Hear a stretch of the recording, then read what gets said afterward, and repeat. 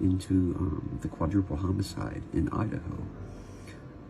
I don't want to be any more specific than that, because I don't want to put anybody in a challenging or contentious situation regarding their continued employment.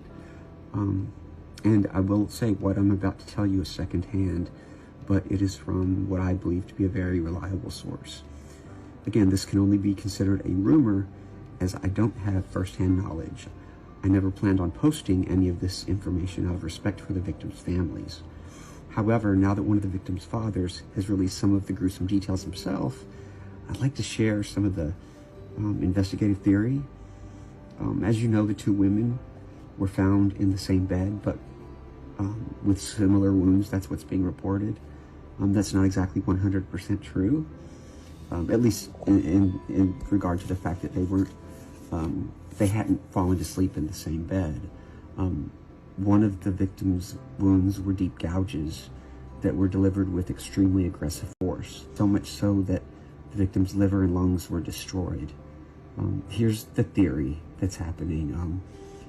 They definitely think it was a man because of the force of the wounds. The person must have been very strong. They think the man came into the room after doing what they did on the second floor. They went upstairs.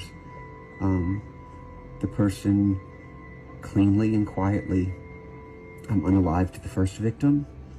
The second victim awoke and tried to run.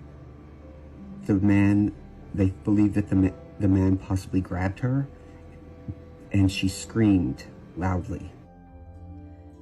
I'm just going to pause the video for a few seconds here, and I just want you to look very closely at the video as you can see Bryan recording himself talking like not a care in the world about these murders. Look closely.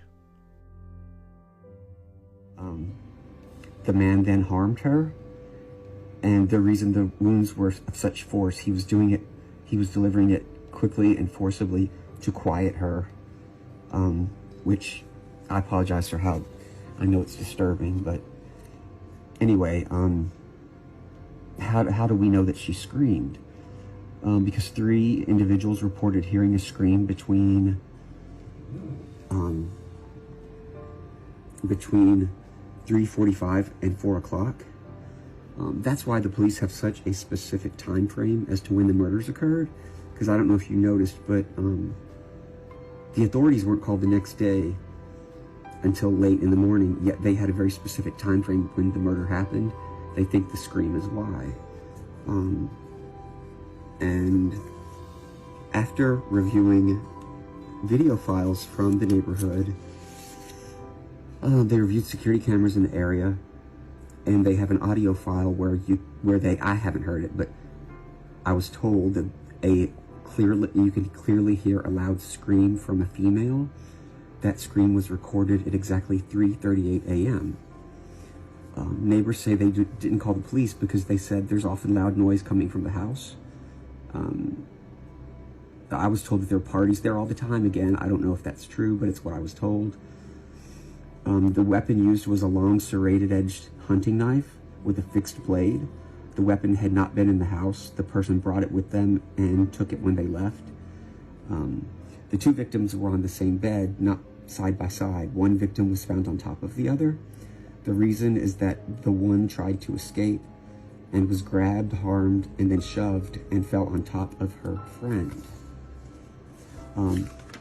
That is why there's a lot of blood mixtures on at the scene. They're also desperately looking for this white car.